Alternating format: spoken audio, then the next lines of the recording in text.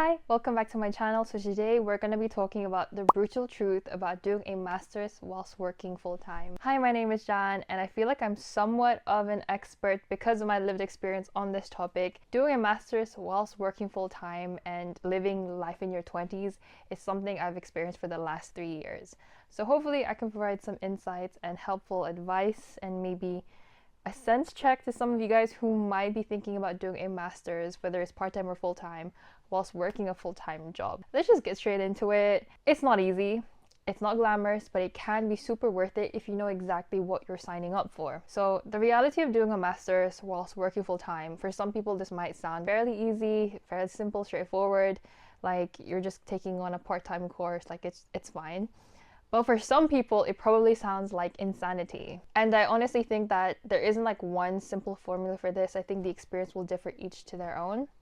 So in this video, I'll kind of break down what it's really like, or how it was at least like for me, and how I managed, and also some things that I wish I knew before I started. So yeah, is it possible? Yes, it is. But it's really, really tough. The reality of doing a part-time master's whilst working full-time super depends on a lot of factors, like number one, your degree.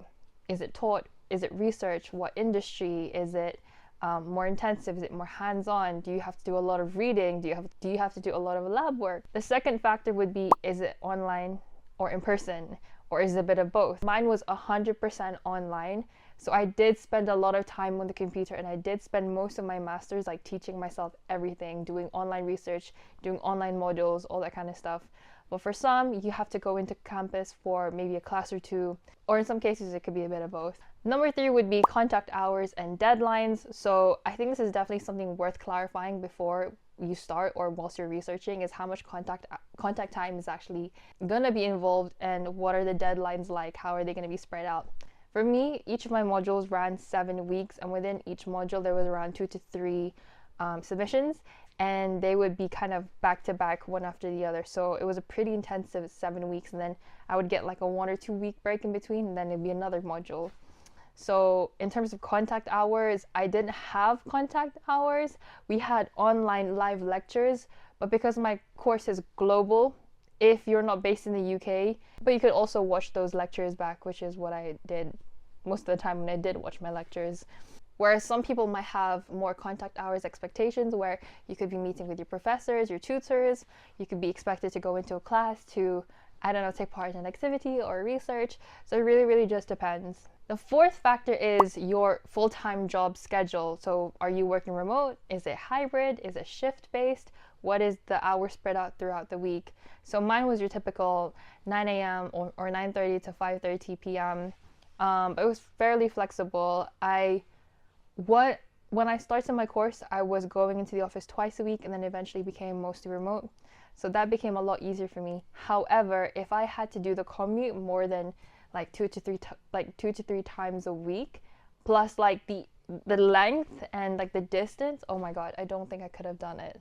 And then I feel like if I was still working in, say, like hospitality or retail, I would probably be more exhausted to do more schoolwork afterwards. So it really, really just depends. And then the fifth reason is, I hope this is number 5. The fifth reason is other responsibilities. So do you have a family? Do you have people you're taking care of? Do you potentially have a side hustle or a hobby such as content creation that takes a lot more of your time? So honestly, for some people, it could be, easy to manage if you're really, really good at time management. However, for some others, this can be completely overwhelming. I think I definitely experienced a bit of both. Sometimes certain modules and periods of my life would be a lot more manageable, where I can make time for these things. However, other times, for example, when I was moving, when I was traveling, oh my god, managing a master's and working full-time with like limited holidays was super, super overwhelming. It's something definitely worth clarifying before you choose to start your master's. Okay, so let's do a quick reality check. Why are more people doing a master's? So according to Google, more people are actually doing a master's degree now more than ever. And this is due to like due to a few different factors. So the first one is increased job market demand for specialized skills. More companies are checking what certifications and training you have.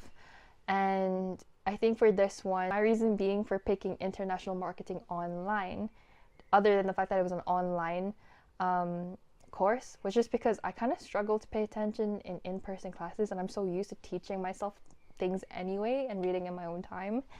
And I really just wanted to understand marketing in a completely global perspective, because I do want to live or try to live in a different country someday, like if things work out. So that was really important for me. But like I said, it could be different for you depending on your field and your study. The second one is there is more flexibility and remote learning options, such as my course, which is, accessible to a lot of people from different countries. We had students from all over the world. And now I think a lot of institutions are picking up that remote learning opportunity. So you could actually attend another institution from a whole different country, and that could be the institution that only does the research that you're interested, or the specific course or the specific module that you really, really want to do. And I think that's great. I think being open to opportunities and education is super, super important. The third one apparently is greater access to financial aid. I don't know the specifics of that. That's something came up on Google. Potentially more institutions are funding master's courses just to expand their student body. But like I said, this is another one, depending on your circumstances, depending on how much you earn, depending on the institution, depending on the year that you enter, this could also very much. The fifth one is basically just the belief that a master's degree will help you with career progression or switching fields. So that's definitely one thing I considered when I decided to do a master's degree. And this is primarily because when I graduated during the pandemic. So it was really, really tough for me to find work. And then eventually I did get into marketing. I wanted to go into media. I wanted to go into film production, but I was like, okay, I need a job right now. I need training. I just need like a salary. I need money. So it sounds kind of bad. I chose a safer option to just go into corporate work rather than pursuing something a bit more creative. So yeah, I fell into marketing, but honestly, I constantly felt a lot of imposter syndrome, especially around the technical knowledge side of things. So I worked in content creation and mostly social media, but I felt super lost. And luckily, after a couple of years of working marketing jobs here and there, but then when a few things in my life aligned, such as landing a job within B2C marketing, I was like, yep, this is a great opportunity for me to practice during the day and then learn during the night. And then within that job, I had really, really great mentors, my managers, who really taught me about the fundamentals of marketing. And then all of the questions I wasn't able to ask my tutors on the course, I was able to ask my managers during the day and also my team members. So I'm really, really grateful for that. And just having those two things aligned helped me out and grow so much. But this also meant I was living and breathing marketing day in and day out. And it can get so overwhelming. I had a lot of moments where I was just burned out. I questioned whether this was really the right path for me. I was like, was this a waste of my time? However, it's crazy because the 2 years that I was with that company was also like the peak period of me doing my studies, and it just helped so much, especially when I had to do a consultancy project and I did base it off that company. It was like I was meant to work there whilst pursuing this part-time master's, and it helped me so much. Even though I complained a lot about it and had mental breakdowns every week, was it worth it? Yes, I would say so. It was definitely worth it. I think as a personal challenge, I didn't think that I would be able to finish the whole 2.5 years, and then here we are on the other side. And I don't think I would have swapped it for anything else. Every now and then I did question it, like, were all those mental breakdowns worth it? Was all that money worth it? Yes, I would say so. For my personal goals, I didn't study marketing in my undergrad, so I learned a lot of the foundational knowledge I had missed the first time round. And although I struggled a bit at first, I eventually learned the theories, the frameworks, and the practices, which aligned with what I was also doing at work. And it was such a big growth arc for me. If you're studying something that aligns with your current job or what you want to eventually do, then I feel like it can really accelerate your learning. Accelerate. However, if you're in a totally different field from your studies, you might also have a different experience. Always say hands-on experience counts for a lot. So whether you're interning on the side, or maybe you're doing like a sandwich master's degree where you get to do industry work in between, hands-on experience can also give you a lot of benefits. The reality time, energy, and sacrifice. So what does a part-time master's look like realistically, right? A part-time master's can often require 20 plus hours of study per week on top of a 40-hour week job. So what this might look like for your week is it could be 2 hours every single night on a weekday plus 5 hours on a Saturday and a Sunday. That's a lot of studying. And that's not to say you're on like a schedule. Like, it's really completely up to you. You manage your own time. And that's also after working a 9 to 5. So if you're doing an online master's like I did, you're going to be staring at a lot of screens for at least 10 to 12 hours a day. So that's definitely something you have to prepare for. So on top of that math, let's add on commuting time if you're commuting to work, cooking time, exercise time, social life time, and sleep. I'm not gonna lie to you guys, I got less sleep during my master's than I did during my undergrad. And that's definitely something my postgraduate friends told me about before, and boy, I didn't believe them at the time, but now I do. All in all, you have to be realistic about your schedule. You have to be really good at time management and being able to say no to things. I honestly burnt out halfway through because I didn't make time for rest or for fun. I'm now just restarting all of the fun projects that I left alone for 2 years. However, once I started scheduling time for friends or even events, I feel like everything felt a bit more manageable because I had something to look forward to in the month and in the week. And then I could time block all of the focus periods for my study and work alone.